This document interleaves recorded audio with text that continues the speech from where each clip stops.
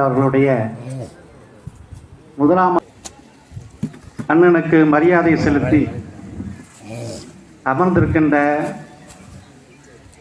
தமிழ் தேசிய செயல்பாட்டாளர்களே, சமூக தலைவர்களே, சார்ந்திருக்கின்ற தமிழர் விடுதலை கழகத்தின் சார்பாக எனது முதற்கண் வணக்கத்தினை தெரிவித்துக் கொள்கிறேன். அன்பு அண்ணன் சந்திரகாந்த் அவர்களோடு நாங்கள் சென்னை சட்டக்கல்லூரியிலே 1998ஆம் ஆண்டு சென்னை அம்பேத்கர் சட்டக்கல்லூரியிலே நாங்கள் படித்து கொண்டிருந்த பொழுது அண்ணனோடு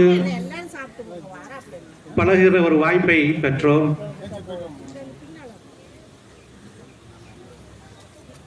நாங்கள் எல்லாம் அவர்களுடைய மாணவர்களாக அண்ணனுடைய அரசியலை நாங்கள் முன்னெடுத்து தமிழ் தேசிய அரசியல் நாங்கள் முன்னெடுத்தோம் என்றால் அதற்கு முழு காரணம் அண்ணன் சந்திரகாந்த் அவர்கள்தான். நாங்கள் அந்த படிக்கின்ற காலத்திலே அண்ணன் சந்திரகாந்த் அவர்களை பற்றி எங்களுடைய மூத்த மாணவர்கள், இங்கே இருக்கிற அண்ணன் தயாளன் அவர்கள், அண்ணன் சிங்காரவேலன் அவர்கள் எல்லாம் அண்ணனுடைய சிறப்புகளை பற்றியும் அவர் எவ்வாறு இந்த சமூகத்திற்காக பாடுபட்டார், அவர் ஆற்றிய செயல்பாடுகளை பற்றி விரிவாக உங்களுக்கு அவர்கள் விளக்கியிருப்பார்கள்.